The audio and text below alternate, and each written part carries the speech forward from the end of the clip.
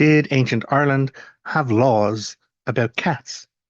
Well, Dagdi Agus Fulshire. Hi, hello, and welcome. Jon O'Sullivan from the Irish Pagan School here, and I'm doing a series looking into the Brehon laws of ancient Ireland. Brehon is the Old Irish term for a judge, and the Brehons were a subcategory of Druid in the very organized and very structured society that was tribal Ireland. So, Ireland, under the Brehon laws, had very detailed system of restorative justice, not punitive justice. So it wasn't, you'd be put to death, incarcerated, or dismembered for a crime. It was about restitution. So whatever your honor price is personally within society, or whatever your produce is or effort, would then be given in payment to make up for the loss, the quantified loss that your indiscretion or crime or whatever caused. And so when we have this very detailed, very organized system that wasn't just within one tribe, by the way, this was across the island of Ireland. And at one point, we know there was 150 different Tua or tribes, each with their own kings, each with their own chieftains, and again, Brehons in that upper section of society across the entire island. But the laws themselves applied everywhere. And even those at the top of society weren't exempt from the laws. So there's a lot of information, very, very detailed, but to neat answer, get to the point of our question, neat answer, not hard to say, yes, there is specific sections of Ireland's ancient law that details cats. Now, why would this be surprising? Well, the reason why it's surprising is cats are not native or indigenous to Ireland at all. There is no native species of cats. In fact, according to zooarchaeology or zooarchaeology, people have been tracking the descendancy, the genetics, the migration really of cats in society across Europe. Is the information, of course, the information I have is a focus on Europe, but essentially the cats and the domestication of cats didn't arrive in Ireland until about 900 AD or 900 Common Era, which makes a little bit of sense because when we look at the Irish laws, especially in the laws of neighborhoods, in these subsections known as the Brehon Law, so this law about creating subsections in neighborhoods and society, and the laws about living next door with someone else in their farming or anything like that at all, there's a section where it talks about damage done by your pets. And so if you have a pet crow, pet crane, a pet sheep, a pet dog. These are or a pet fox. Sorry, that's the other one. These are listed in the Brehon Law as pets that you, as the owner of it, may have some liability for if they do something they're not supposed to do. There's no mention of cats. And that's because the Brehon Law comes from a 7th century document. So we have copies of it in the 12th to 14th century manuscripts, so we can physically date the manuscripts, but the language of it is dated to the 7th century. And so that predates the arrival of cats in Ireland. So where do we get this law of cats then? Well, a very extensive kind of gathering together of all of the laws, the Brehon laws, in a document is known as the Senchas Már, or the Great Traditions. And within the Senchas Már, which we date to 900 Common Era, we have an entire section known as the Catslechta, or the cat sections of this legal document. And so by the time we've gone from the 7th century law of neighborhoods, this establishing of agricultural responsibilities and liabilities, 200 years later, we have, of course, somewhere in there, the arrival of cats in, but cats don't just come in, they're brought in. They are brought in into Ireland and they become so core within Irish society that an entire new section of the law has to be created for them. And that's what this Catslechta is. But in order to kind of do that, the Catslechta had to identify the types of cats. And it wasn't just identified by breed or color or anything. They were identified by job. The cats, when they were registered within the law tracts of Ireland, were given responsibilities and given honor prices, because yes, honor prices for the animals too, were based on their jobs and how valuable that particular job was to the owner or to the community that the cat was serving. So, in order to classify these cats, they came up with a listing based on their behaviors. And so I will read out some of these here from the listings. And the first is a meon. And a meon, it's spelled Meone.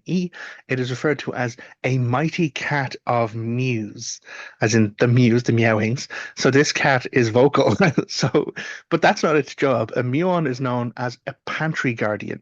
So your meon would be in your home, in your domicile, specifically in guarding your pantry, which of course would keep it free from vermin.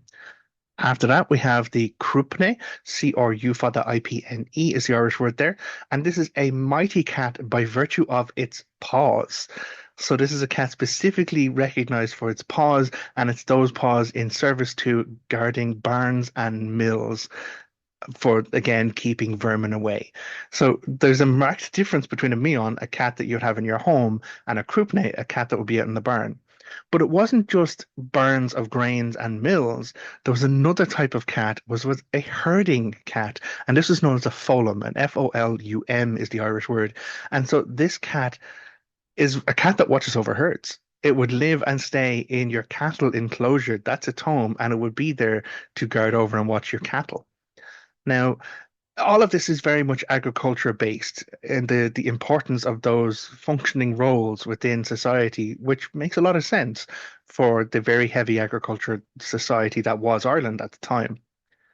But that's not where it ends, because the role of cats, the connection of cats, went beyond their service in agricultural means. It actually went into the service as relationships and their interactions as pets or as keepers or connections within the family unit. So there is a specific cat known as a Barkna, Baircne is the Irish spelling for that, but a Barkna, um, it's named because it came in on a particular ship, apparently. They have this record of these ships coming in, and this type of cat came off this ship.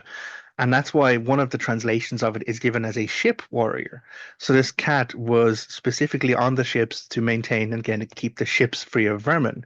But the difference with this one, the Barkna, is that it's described for its coloration.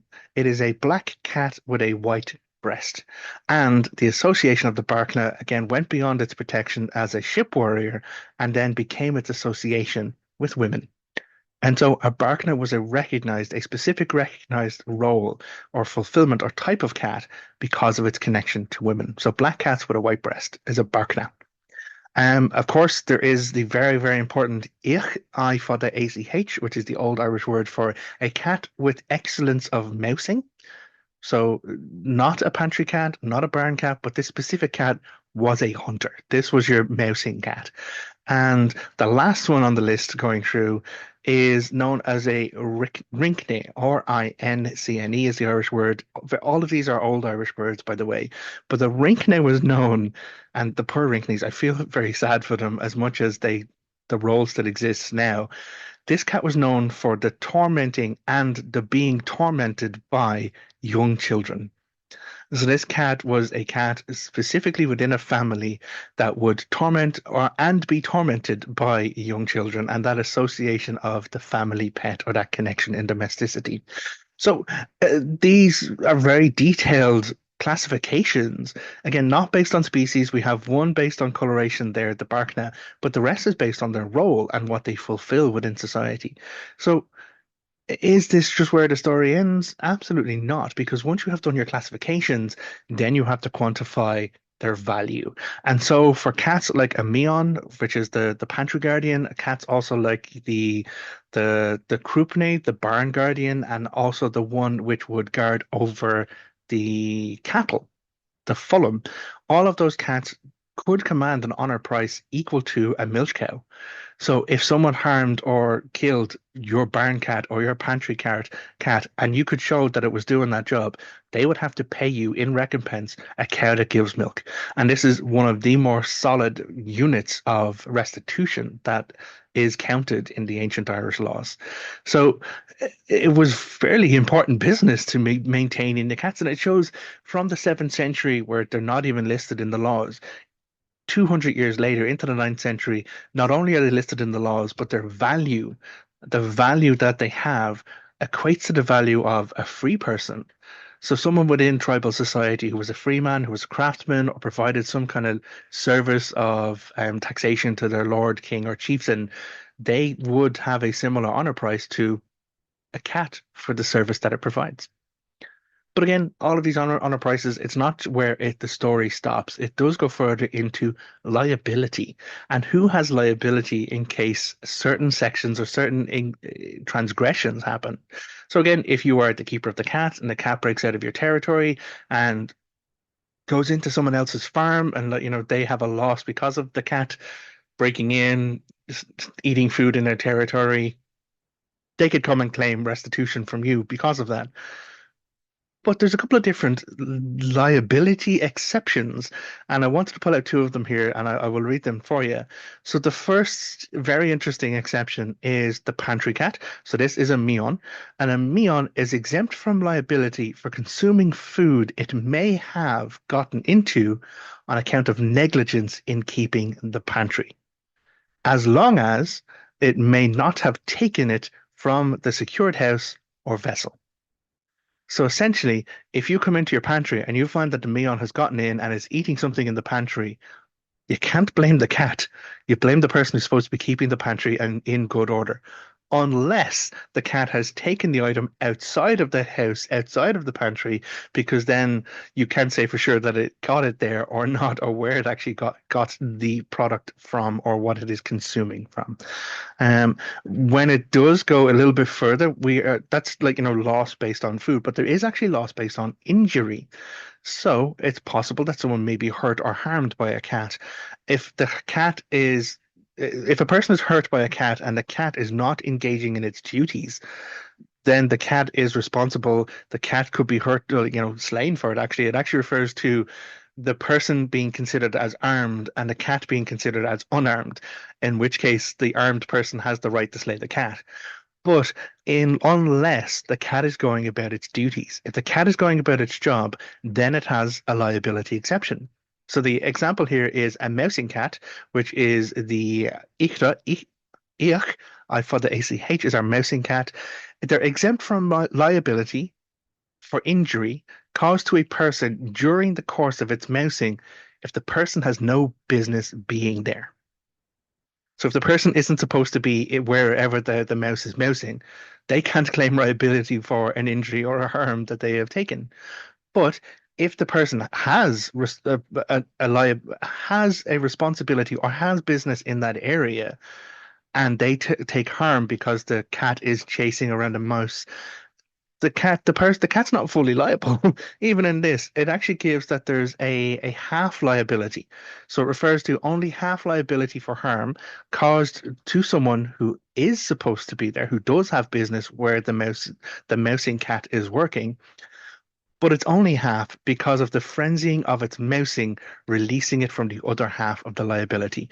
So essentially, if you get scratched or hurt by a cat who's going about its job and you are supposed to be in that area, the barn or in the house or wherever it actually is, you can't claim a full honor price for the harm because the cat's doing its job by chasing down the mice, and that is it fulfilling its role within the community and within the society.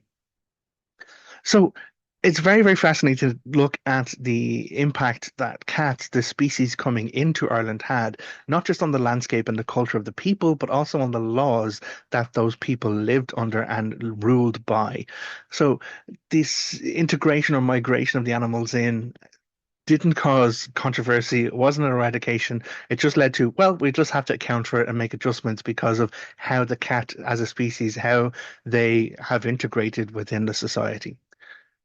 At this particular time during the medieval period, this awareness and this kind of cultural acceptance and acknowledgement of the value and the benefit of cats in society led to one of the most famous medieval poems recognized all over the world, written down by an early medieval monk, and it is called Pangur Bán. And so in this poem, the monk just it's supposed to be filling in his illuminated manuscripts, just was struck by inspiration and wrote an entire poem about his white cat, the white Pangur. and talking about its lazing around in its life and enjoying the sunshine and how much of its solitary life reflected his own solitary life. But the importance of the relationship is very clearly given in the poetry of that medieval monk. We also find on the manuscripts themselves, when you look at these vellums, these illuminated vellums, like the Book Kells, Book of Moy, Great Book of Lecan, on some of the pages, there are cat paw prints left in the ink from where the cat just walked over them, because how are you ever going to stop a cat going where a cat wants to go? So hopefully this has been interesting for you. As I said, I'm doing a series where I'm jumping around in the ancient Irish Brehon Law. I'm exploring the structure of Ireland before we were colonized and trying to help highlight how detailed and how intellectually deep the structure of law was in Ireland before anyone else came in, conquered, or colonized, or forced their decisions upon ourselves. So, if you'd like to know more, as ever, please follow along, do the like and subscribe thing. Make sure you're following on irishpagan.school. And if you're looking for more free resources, irishpagan.school/free is where you'll find a lot of other things to read, resources recommended, books, book listings, class recommendations that we teach at the Irish Pagan School, but also free meditations that you'd like to get into if you want to explore your spirituality as much as your culture and history. Until next time, look after yourself. Take care. Agus Slán. Goodbye.